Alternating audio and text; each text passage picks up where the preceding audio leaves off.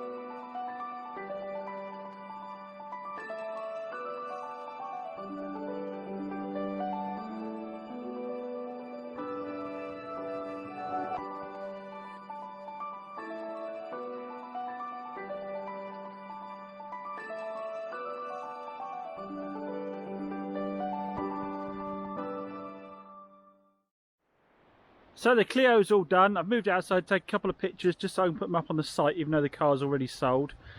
I machine polished it all, as you saw. Obviously tyres have had a dressing. In terms of the damage over here, a wet sand with 1500 grit, then a machine polish, and then I found that I had Dacia metallic cinder red from an earlier project which I thought was in the same colour as this, and it pretty much identical. I just touched in a little bit left. As you can see now, hell of a difference, isn't it, guys? There's a lady off in the Clio. Very happy at how shiny and clean it is. Does look good. For that age of vehicle, it looks absolutely fantastic, to be fair. So guys, this is Chop's Garage. We go from a £2,600 Renault Clio to this I've just picked up this morning. A 2018, well mid-2018 Nissan Qashqai. This is a 1.5 diesel. It's very high spec model, this one. Only done 27,000 miles, which obviously you expect the miles to be low at 2018, but that's particularly low. Nice metallic blue. It's got the big old alloys on it. It's got the panoramic roof. This one seems to be fully loaded up. We've got the electric mirrors, cruise control. We've got the distance radar for on the motorways. We've got sat nav, all round cameras, bottom of the mirrors, front, back, everywhere. Cameras everywhere. Heated seats. No doubt, yeah, 27233. We've got the half leather trim on it. Hell of a car. Hell of a car. So the question is, what am I doing with it? Oh, it's got full Nissan history too. So yeah, the question is, what am I doing with it? Because it is at the very top end of the kind of market I'd be doing. Although I have sold stuff nigh on 20 grand now, haven't I? The reason I got it is because this would normally be a piece of retail stock for anyone. Is this down here? We've got the ding here on a swage line, and we've got a little ding there in the front of the wing, so it needs body working. And the reason I got this is because no one can get body working done at the moment. The thing is, because the market values are up, everything's been fixed, and because everything's been fixed, all the dent guys and all the paint guys are absolutely flat out. I haven't been able to get Davey out here for an age. Now obviously, before investing this amount of cash in a car, especially with a little bit of damage on it there, I wasn't going to do that without running a CarVertical on it. Now, for those of you that don't already know, CarVertical has the largest online database of used car information, and it's an essential check to do on any vehicle you're considering purchasing. So let's hop on CarVertical, double check on the Nissan Qashqai. Off goes CarVertical to do its thing. So reports come back. Now I am confident my guy will have done his checks, but it's just something with that Nissan. You know, some of the panel gaps aren't quite right. There's a slight colour variation. Could be something minor, like a little scrape, but we just want to double check to be sure. Well, that's reassuring. It's come back with no concerns on mileage, no concerns regarding theft, accidents or finance. If we scroll down, nothing's flagging under stolen vehicle check. Mileage line is happy. There's no strange dips that sort of tie in with any clocking or mucking around like that. Nothing coming back on the damage report in Europe at all. Nothing there. Valuations are encouraging because that's considerably more than I paid for it, so that's ideal. So it looks like we're all right. My guy did me okay, but I can show you why it's so important to do these checks. Now check out this Alfa Romeo, for example. Fantastic looking car, but when you do a history on it, you'll find that the vehicle actually has been in an accident. If we scroll to the bottom, CarVertical will tell us when that was. 2019, 12/2019. If we go a little bit further down, it'll even show us what the damage was. Here's the photos from the salvage auction. You can see incredibly light, but it was a category N, which means if you paid full price for this vehicle, you'd be overpaying by about 25%. So as said, it's essential before making any vehicle purchase that you get your CarVertical done, or perhaps you need to do it to a vehicle you've already purchased to find out its true history. Well, the great news is with Chops Garage, if you look in the description down below, you'll find there's a discount code for your first CarVertical. I want to thank CarVertical for being a continued sponsor of Chops Garage. So now those checks have been done and we're reassured, let's get this up for sale to the traders and see how we can get on with it. Our next job is to go from this expensive car to a cheap one.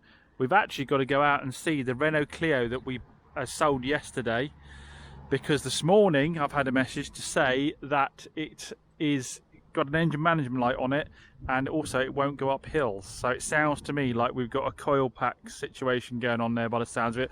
I do wonder if it wasn't when I cleaned the engine bay yesterday. I've never had that happen before, but it's always time for a first. So we need to get some tools in the car, we need to hop over and see if we can get it up and running again for the lady. So here we are, all kitted up with everything we think we might possibly need when we get there. You can try and to obviously allow for every eventuality, which is difficult with cars, but I think I should have enough here to change out spark plug or coil pack, which I think it's got to be based on how well the car drove the rest of the time, and the only variable has been that it's had a jet wash. Oh, we've got some contact cleaner as well. Actually might get a different can, that's not much in it. So we're with the car, plugging in the trusty top don.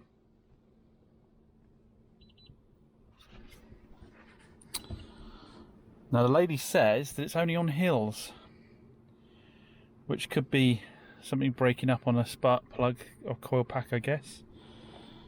So the rest of the time it's okay. So do a health report. Engine control module 4.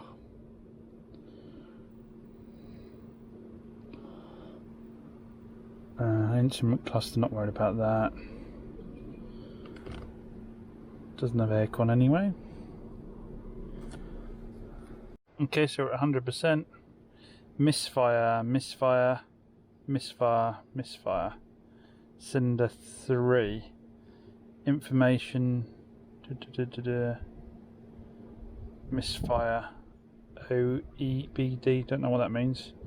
Misfire detection, misfire cylinder 3. Okay, so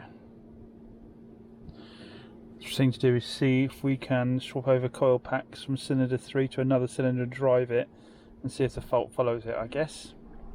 So this looks like it's got one coil pack, so it's going to be the lead or the spark plug, isn't it? So 1, 2, 3. Oh, there's masking tape already on these. What does that indicate? So look at 3 a second. There's a lot of water in there. Look at the water on the end. So that one goes over to there. So can we swap one over? Should we swap over with 4? Let's do that a second. There's lot of water in all of them. I just pulled 4 and that had a lot of water in it as well, so it may well be it's simply a case of we've got too much water in there. So let's douse it with some connector cleaner.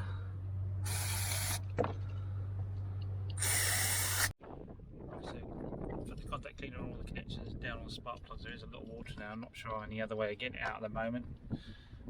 Right, let's clear the codes, take it for a drive. It just needs a dry out really. I need an airline to blow the water out of the spark plug holes, but for the moment we'll clear the codes, take it for a drive. If I get it nice and hot, I might be able to dry some of that out a little bit. And obviously if it what's that? Don't know all about that. Yeah, if the misfire follows, we know that leads bad, or the spark plug, so we will swap that out as well. If we have to take it and fix it, we'll have to do it at the unit, but hopefully I can do enough here to get it up and running again. Okay, so the car's losing power, spitting and putting. We've got engine code back, so we'll need to pull back in and find out what the score is. Well, the code has moved to cylinder 1, and we've got these DF436 codes, which I've read can be about camshaft position, but it drove so well before, I'm not entirely convinced, and everything's so wet, I'm a bit hesitant to assume the worst and not go for some new spark plugs and leads. It's behaving very strangely, starting and then cutting out.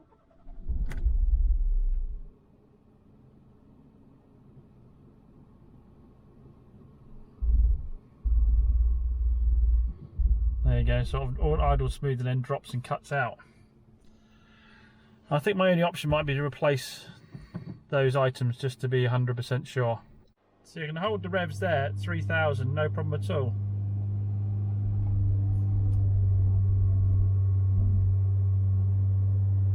Right, so they've got the parts down in town. We're going to go down and get the parts, and I'm going to play the parts can and just throw everything ignition wise over to it. I'm hoping it's not camshaft timing. It drove so well before, I can't believe the cam belt's just gone on it on the lathe on the way. And I wouldn't have thought, I mean, tell me if I'm wrong down below, that if the cam belt had gone or slipped, I'd be able to hold it at 3,000 revs like that. It would still be spitting and firing, I would have thought. Anyway, we'll do this first. So picked up the parts. In the meantime, while we're on the phone, we did sell the Nissan to another dealer. Not for a massive profit, but for a decent day's wage. Well, very decent day's wage, I guess. So let's get these parts fitted.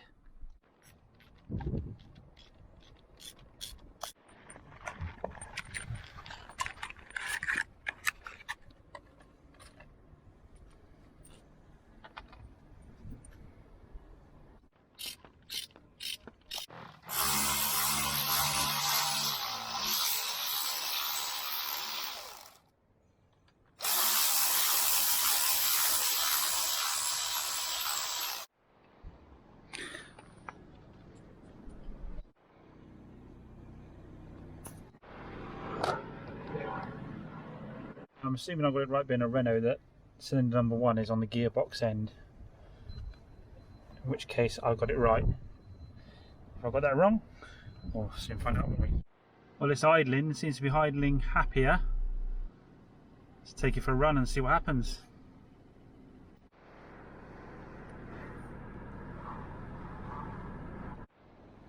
So guys, drove like a dream, as you'd expect with the new spark plugs and new coil pack and the new leads.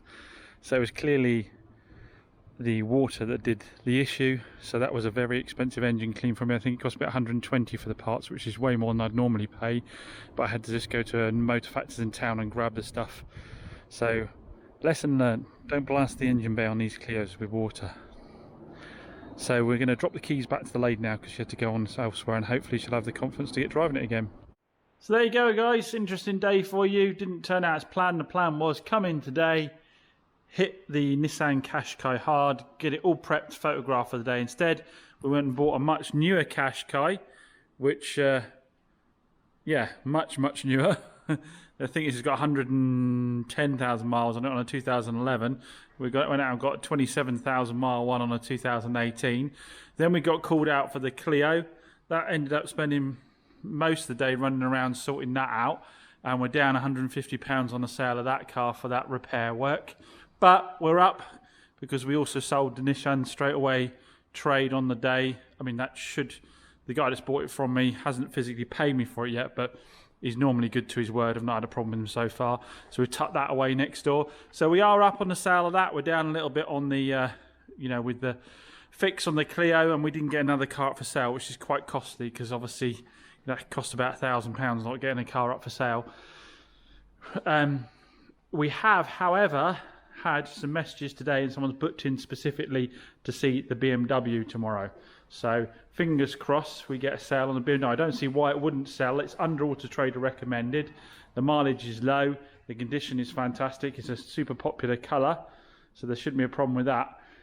There's a video on the car that shows it inside and out, so I can't see there'd be anything to pick it apart on unless they come along with an unrealistic expectation for discount level or for a part exchange. I don't see any reason why this wouldn't go out the door. But that'll be for the next video. So if you aren't already, hit that subscribe button down below. It doesn't cost you anything. It's just to give you notifications as to when new videos come out. Helps the channel massively. If you enjoyed the video, give it a thumbs up, because the Google algorithm then recommends this video to other people that might be interested in this kind of thing.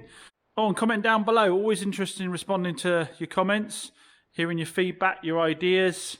So yeah, and just whether you're obviously enjoying the videos or not. I know it's a mixed bag. Some people love the full-on prep videos.